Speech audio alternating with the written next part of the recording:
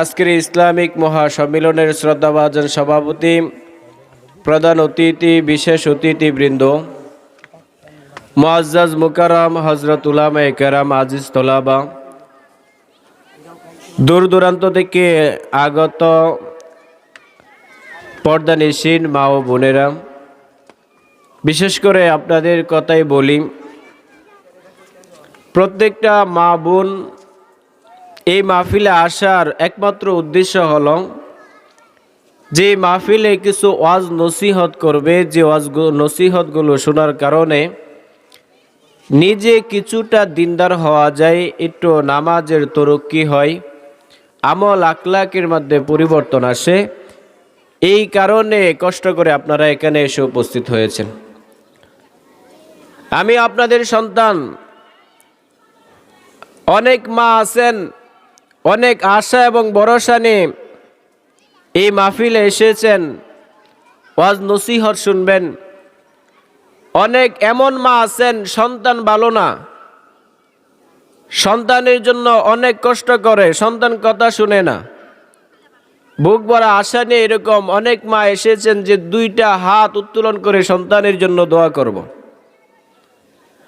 অনেকের স্বামী ভালো ব্যবহার করে না, বুক ভরা আশা নিয়ে আসছেন যেন কিছু নসিহত শুনি, দোয়া করি আল্লাহর দরবারে আল্লাহ যেন আমার স্বামীকে ভালো করে দেয়। অনেক এমন জনম দুঃখিনী মা এসেছেন যার সন্তান ছোটবেলা মারা গিয়েছে, অথবা বয়স্ক কালে মারা গিয়েছে, অথবা বিদেশে মারা গিয়েছে। সেই সন্তানের কথা স্মরণ হলে মা বলতে পারে না কোনো সময়, বুকে ব্যথা কষ্ট নিয়ে এসেছেন সেই সন্তানের জন্য কিছু দান খয়রাত করে সন্তানের জন্য দুইটা হাত তুলে দোয়া করবেন। অনেক মা এসেছেন শ্বশুর বাড়িতে থাকে, কিন্তু আপন মায়ের জন্য দুইটা হাত তুলে দোয়া করার সুযোগ হয় না, দান খয়রাতের সুযোগ হয় না। মার মায়া মোহাব্বতে অশোনার কারণে আপন মা আপন বাবার জন্য বড় কষ্ট, ক্রন্দন করে কান্না করে দোয়া করেন। অনেক মা অনেক স্বপ্ন এবং অনেক আশা নিয়ে নিজেও এসেছেন, নিজের ছোট্ট মেয়েকেও নিয়ে এসেছেন, নিজের সাথের অন্যান্য জাল আছে, বোন আছে, ননদ আছে, দেবর আছে, তাদেরকেও ননদে আছে, তাদেরকেও নিয়ে আলহামদুলিল্লাহ এসে উপস্থিত হয়েছেন যেন কয়েকটা নসিহতমূলক কথা শোনার জন্য যেন হেদায়েত আসে। আমরাও চাই যে মাহফিল করতেছেন বুক ভরা আশা নিয়ে, একমাত্র উদ্দেশ্য যে সকালের এই আলোচনায় মাসুরাদের উদ্দেশ্যে যে আলোচনাটা করা হবে, অত্র এলাকার মারা যেন আলোচনা শুনে নিজের মাঝে পরিবর্তন আসে, পর্দা করে নামাজ পড়ে। এত এত মানুষের মধ্যে, এত এত মা বোনদের মধ্যে যদি 2-4 জন মা বোন ভালো হয়, দোয়া করে এই মাহফিল সফল হবে। এই মাহফিল যে করেছেন, যারা কষ্ট করেছেন তাদের জন্য উপকার হবে। যে আশা নিয়ে আমাদের শাহজাহান ভাই করেছেন তার আশাটাও পূরণ হবে। এই জন্য অত্র এলাকার প্রত্যেকটা মা বোনকে বলবো, আমরা প্রতিদিন আপনাদেরকে বিরক্ত করি না। কেউ বলতে পারবেন এমন কোনো মা আছেন, এমন কোনো বোন আছেন যে অত্র এলাকায় যে প্রতিদিন নসিহত করে আর ভাল লাগে না? এমন কোনো মা নাই বলতে পারবেন? প্রতি সপ্তাহে আপনাদেরকে নসিহত করি না, প্রতি মাসে আমরা সুযোগ পাই না নসিহত করার জন্য, 6 মাসেও সুযোগ পাই না নসিহত করার জন্য।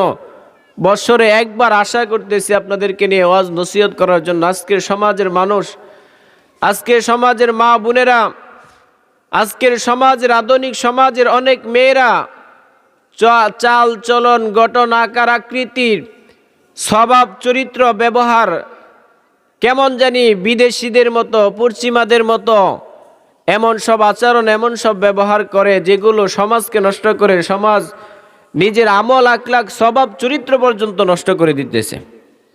এই জন্য অত্র এলাকার প্রত্যেকটা মা বোনদেরকে অনুরোধ করব, মেহেরবানি করে অল্প সময়ের জন্য আসেন।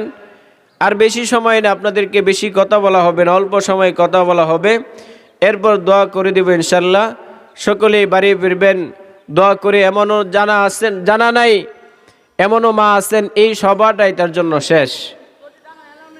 এই সভাটা এই মায়ের জন্য শেষ হয়ে যাবে, আর জীবনে এই মা সভা পাবে না, নসিহত শুনতে পারবে না।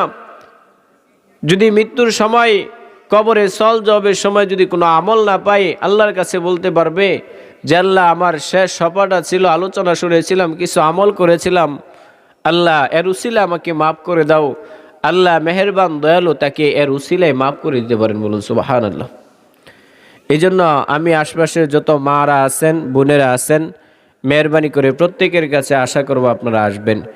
আমি যে আয়াতটা তেলাওয়াত করেছি, তেলাওয়াতকৃত আয়াতের অর্থ হলো, আল্লাহ পাক রব্বুল আলামিন বলেন, তোমরা তোমাদের মাতা পিতার সাথে সৎ ব্যবহার করো, কোনো সময় অসৎ আচরণ করবে না।